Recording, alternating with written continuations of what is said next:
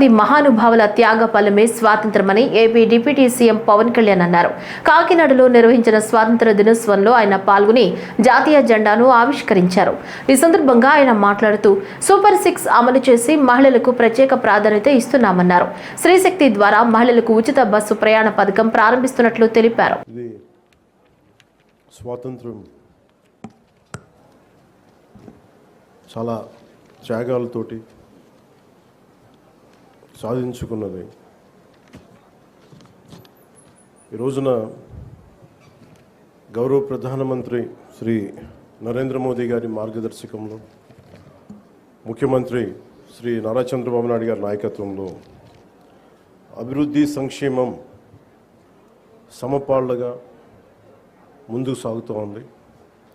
ఇచ్చిన హామీల ప్రకారం సూపర్ 6ని అమలు చేస్తూ మహిళలకి ముఖ్య ప్రాధాన్యత ఇస్తున్నాం.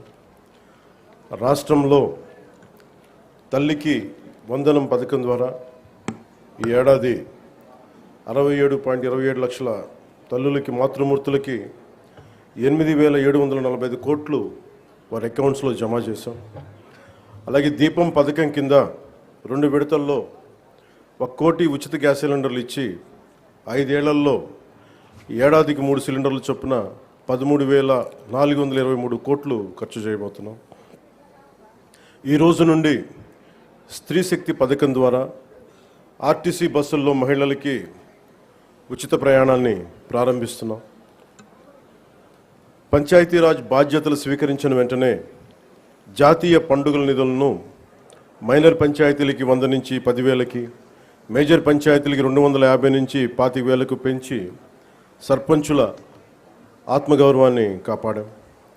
గ్రామ స్వరాజ్య సాధన లక్ష్యంలో భాగంగా ఒకే రోజు 13,326 గ్రామ పంచాయతీల్లో గ్రామ సభలు నిర్వహించి ప్రపంచ రికార్డు సాధించాం.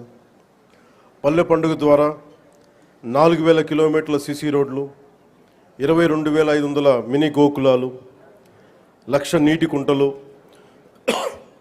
15,000 నీటి తొట్లు పూర్తి చేశాం. పంచాయతీరాజ్ ఇంజనీరింగ్ డిపార్ట్మెంట్ ద్వారా 2,000 కిలోమీటర్ల బీటీ రోడ్లు, 14 కొత్త వంతెనలు నిర్మించాం.